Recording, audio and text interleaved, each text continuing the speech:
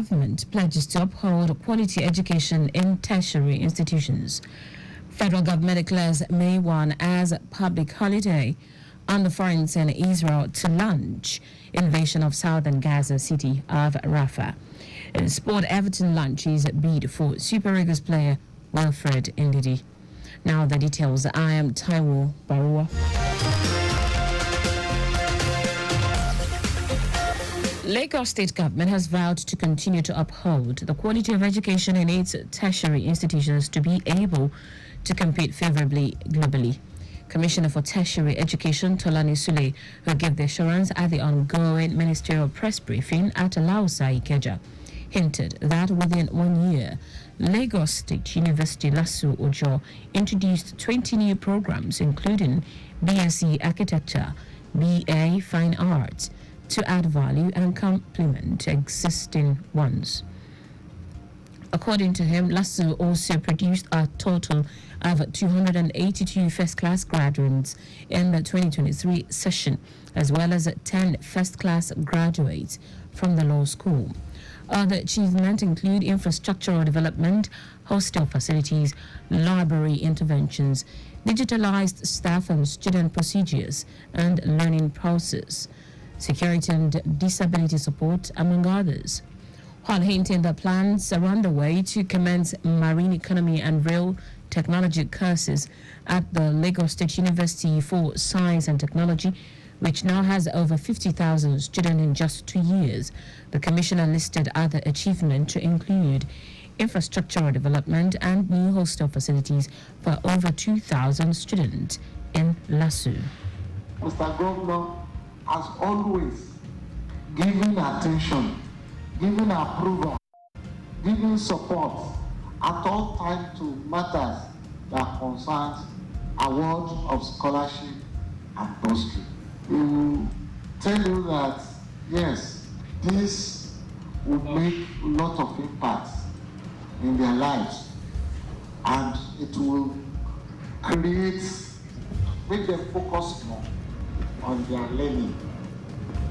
In his opening remarks, the Commissioner for Information and Strategy, Benga Motosho, stated that the annual ministerial press briefing was initiated to render account of the Babajide Sanwo-Olu administration to Lagosians, noted that government-owned tertiary institutions in Lagos do not join industrial actions, which has made them highly competitive for admission.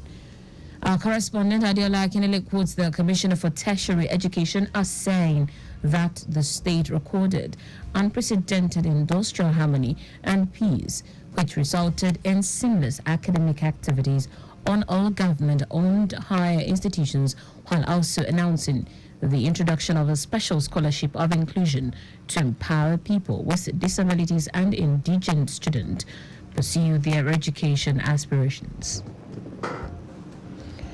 Permanent Secretary, Lagos State Ministry of Tourism, Arts and Culture, Oloruntoyin Atakoja, has received the car driven by Pelumi Nubi from London to Lagos on Sunday at J. Randall Center for Yoruba Culture and History, Oniko, Lagos Island.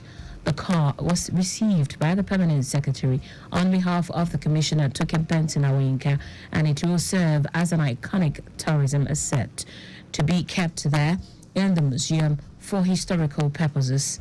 Oloruntoyin Atakoja said Governor Sanwo-Olu is pleased with Ms. Pelumi Nubi for taking such a single bold step, stressing that Pelumi, whose resilient spirit to survive against all odds, is such an inspiration worthy to be emulated. She appreciated her parents for supporting her on the journey and encouraged her resilient strength as a woman to embark on such journey, advising other women to emulate her resilient spirit and not just drive cars, but drive positive change in their societies and homes. Pelumi's father, Professor Nubi, thanks the state government for the recognition and also prayed the car driven from London to Lagos by his daughter Pelumi served its good purpose of driving tourists to the museum. It will be recorded that Pelumi Nubi, a young Nigerian travel and content creator, embarked on a solo trip from London to Lagos. Nigeria, and arrived in Lagos on 7th of April 2024 and was given a grand welcome reception at the state and country by the Lagos state government.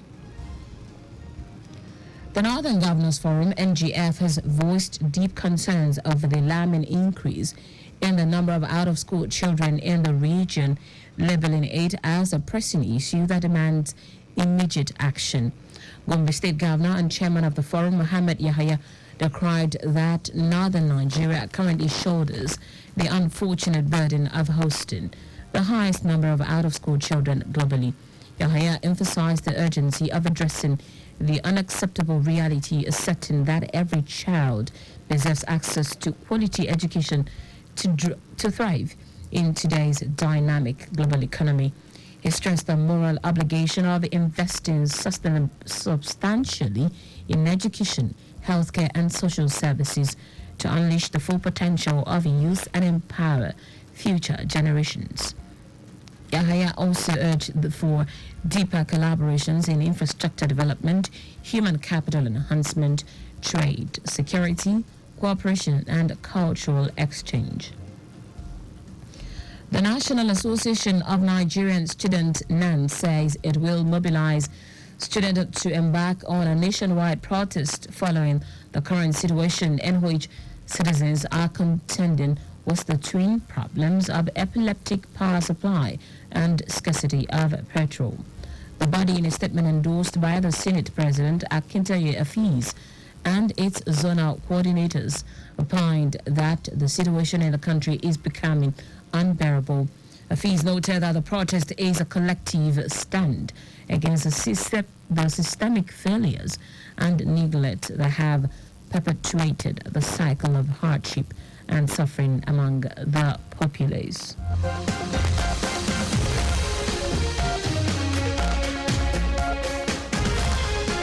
Now to the rest of the stories. The federal government has declared Wednesday, May 1 as public holiday to mark this year's Workers' Day. This declaration was contained in a statement issued today in Abuja by the Permanent Secretary in the Ministry of Interior, Aishatu Gogo Ndayako, on behalf of the Minister, Olubumi Tunjiojo. Tunjiojo, who made the declaration on behalf of the federal government, reiterated the need for excellence, efficiency, and equity in all spheres of labor, reaffirming the President Bola Ahmed Tinubu's administration's commitment to fostering a culture of innovation, productivity, and inclusivity in the workplace. While acknowledging the contribution of workers, Tunjiojo called for proactive measures to mitigate adverse effects of climate change through synergy in the implementation of sustainable practices and policies that promote well-being in the workplace and the building a nation guided by the principles of integrity, diligence, and compassion. The minister also urged Nigerians to remain committed to the present administration's renewed hope agenda as they wished workers a happy celebration. The House of Representatives has called on the Nigerian Electricity Regulatory Commission, NERC, to suspend forthwith the implementation of the new electricity tariff nationwide. According to reports, many Nigerians accused NERC of migrating most consumers to Band A, even as they complained of epileptic supply. Coming out of the motion of urgent public importance at the resumption of a plenary, a member representing Ivo Ohauzara Onitsha Federal Constituency, Ebonyi State, Kama Inking Kama, reminded his colleagues of the need to address key issues surrounding the sudden hike in electricity prices in Nigeria. Inkim Kanma noted that the motion highlights concerns over due process, fairness, and the impact on consumers. He also noted that the motion aims to restore public trust, protect consumer rights, and ensure regulatory accountability on the Nigerian electricity supply industry. It will be recorded that NERC recently mandated electricity distribution companies to charge Band A consumers increased tariffs in a move aimed at ensuring a stable power supply for those who can't pay for it. The Ogun State government has warned residents living in flood-prone areas to relocate to safer locations or higher elevations ahead looming flood disaster in the state.